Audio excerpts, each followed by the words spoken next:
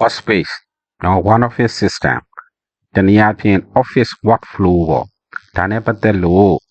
နည်းနည်းရှင်းပြထားမယ်ပေါ့နော်ဆိုတော့ဒါကလည်း ERP system နဲ့ plus လုပ်ထားတဲ့နော် one office system ရဲ့အဓိက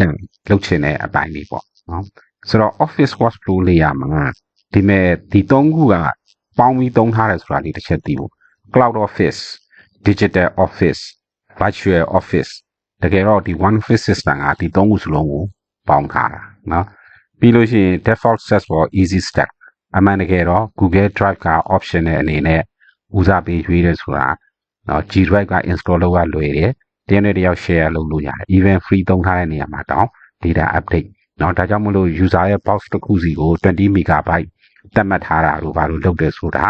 ဒီကနေအသွဲအပြောင်းအခုအပြောင်းအရွှေ့အပြောင်းနော်တကယ်လို့လုံးလုံး internet ကနေနေလို့ရှိရင်လက်နဲ့တနည်းနည်းနဲ့ကူးယူမလားဒီလိုမျိုးလဲ update လုပ်လို့ရအောင်ဒါပေမဲ့တစ်ခုပဲရေးကြည့်တာကိုယ်အပိုင်းနဲ့ကိုလမ်းကြောင်းနဲ့ကိုဒါကြောင့်မို့လို့ client side နဲ့ center နဲ့ client နဲ့꿰နေရတဲ့အကြောင်းရင်းဒီ center က data တွေကိုလမ်းဆွဲယူပြီးတော့ database ထဲမှာ update လုပ်ပြီးတော့ update ဖြစ်တဲ့အောင်ပြန်ပို့ပေးတဲ့အလုပ်ကိုလုပ်တာအဲဒါကြောင့်မို့လို့ center လို့ရေးထားလို့ရှိရင်သူက box တွေကိုရှာပြီးတော့ cloud ပေါ်ကနေဆွဲချပြီးတော့ကိုယ့်ရဲ့ database ထဲထည့်တယ်ပြီးလို့ရှိရင် process လုပ်ပြီး report ပြင်ဆင်ထားပေးလိုက်တယ် database ကို update လုပ်ပေးလိုက်တယ်ပေါ့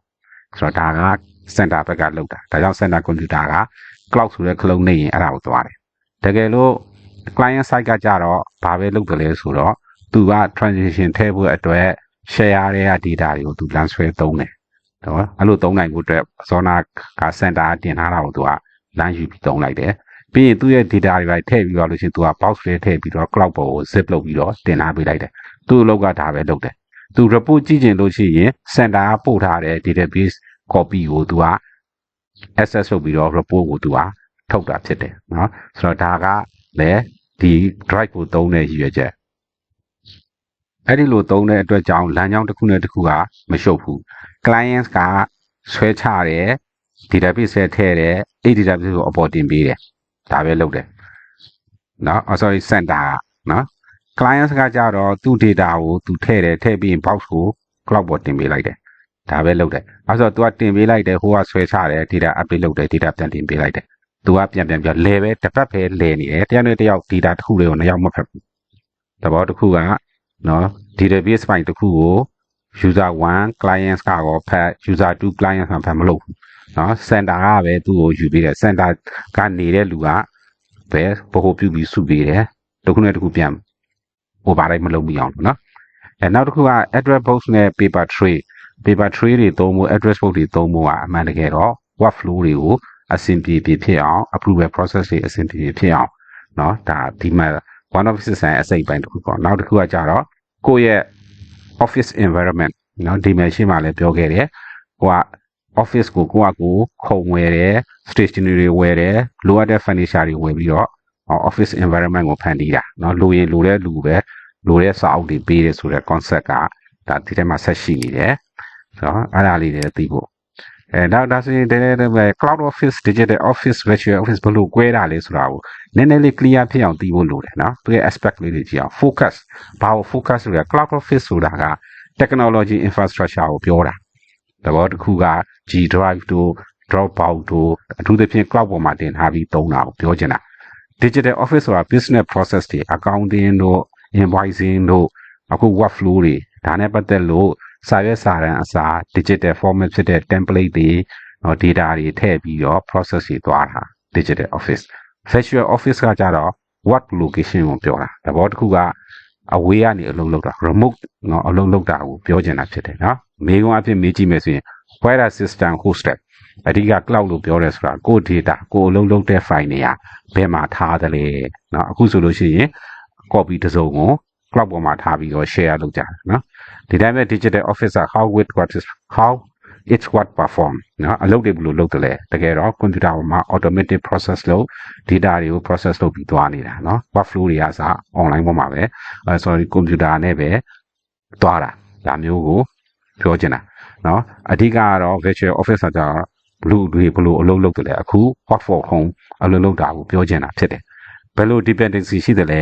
cloud office သုံးရင်တော့ internet နဲ့ cloud platform နဲ့ internet ကလိုအပ်တယ်အဲ့ဒါကိုမိခိုးရလိမ့်မယ်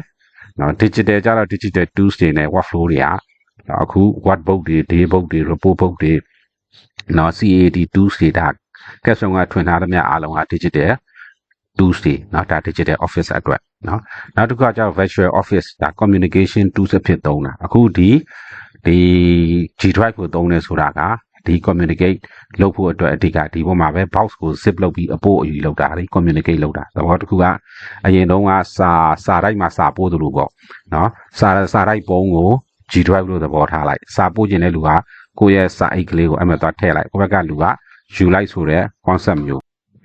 ဒီဟာတွေနောက်တစ်ခုကကျတော့ example ဆိုတာဆောနာ Google Docs သုံးတာဒါ Cloud Office ကိုသုံးတယ်ပဲ G drive ကိုသုံးတာပေါ့နော်ပြီးရင်တကယ်လို့ remove တင်းနေမှာတစုံနေပါသုံးမယ်အခုဘာရတာ virtual office concept နော်ဒီ invoice တွေအခု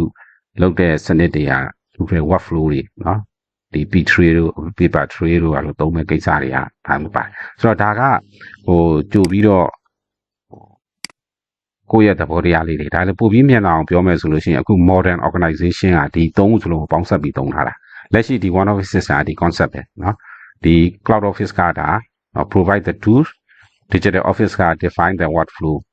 ကပြီးလို့ရှိရင် virtual office က working style เนาะအခုဒီမဲ့လုပ်နေတဲ့ ERP လုပ်နေတဲ့စနစ်ကဒါเนาะ digital office နဲ့ဆိုင်တယ် Google Workspace သုံးတာ cloud remove access ကဒါ virtual တကယ်လဲ target ထားတာပဲနောက်ပိုင်း virtual concept နဲ့သဘောတစ်ခုကဘယ်သူ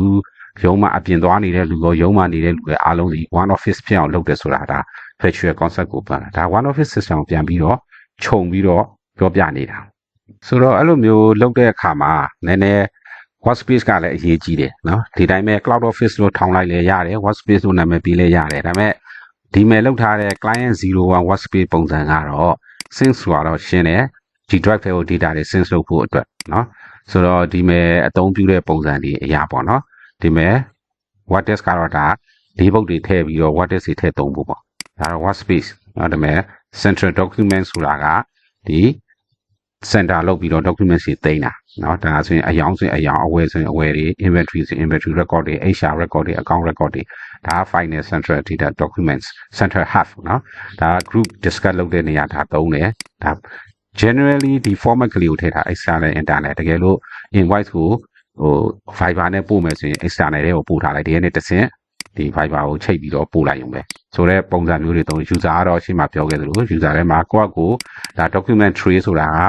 paper tray ကနေတစ်ဆင့်တည်းတင်လိုက်လို့ရှိရင်ကို approve လုပ်ဖို့အတွက်တင်တာဒါကကြတော့ကိုယ့်ရဲ့ task ကိုကိုယ့်ကိုသိမ်းတာဒီလိုမျိုးဆိုတော့ဒီ flow တွေကတယောက်ချင်းစီမှာထားတယ်เนาะဒါကတော့ဒီ mail ကတော့ G drive နဲ့သုံးတဲ့အခါကြာရင်တော့ဒီ mail ကတော့ client 1လို့မြင်တာအောင်လို့နာမည်ပေးထားတာเนาะဒီထဲမှာထားပဲပုံစံတူတူပဲပေါ့เนาะ distance လုပ်တယ်ပြီးလို့ရှိရင် workspace ဒီ what desk ဆိုတဲ့နေရာအမှန်တကယ်တော့ daybook တွေထည့်ဖို့တခါကျရင် daybook ကို online ကနေပဲတန်လုပ်နိုင်အောင်ဒါပေမဲ့ထားလိုက်ပါ workspace ကဒီမယ်เนาะ central document central hub တကယ်တမ်းပြောမယ်ဆိုရင်ကိုယ့်ရဲ့ file storage နောက်ဆုံးအဆင့်ဒါ group discussion လုပ်တာဒါ share လုပ်တာဆိုတော့ extra နဲ့ဆိုရင်ဒါ Fiverr နဲ့ပို့မယ် user ဆိုတော့ user တစ်ခု user တစ်ခုချင်းဆိုတော့ဒါက address book နဲ့ရောဒါနဲ့ရောဒီ concept ကိုဒီလမ်းကြောင်းတွေကတူမှာမဟုတ်တဲ့အတွက်တခါတလေကျရင်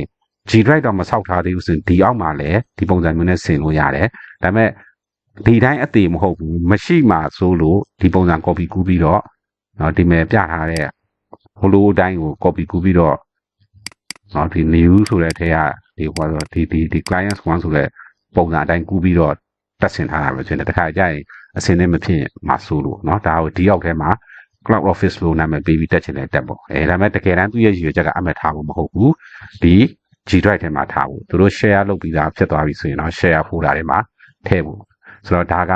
workspace သွားမဲ့ idea တွေ concept ဒါပေမဲ့ဒီဟာကိုအမြဲဒီပုံစံသုံးမှာမဟုတ်ကိုလိုချင်သလိုပြုပြင်ပြောင်းလဲသုံးပြီးတော့သုံးလို့ရမယ်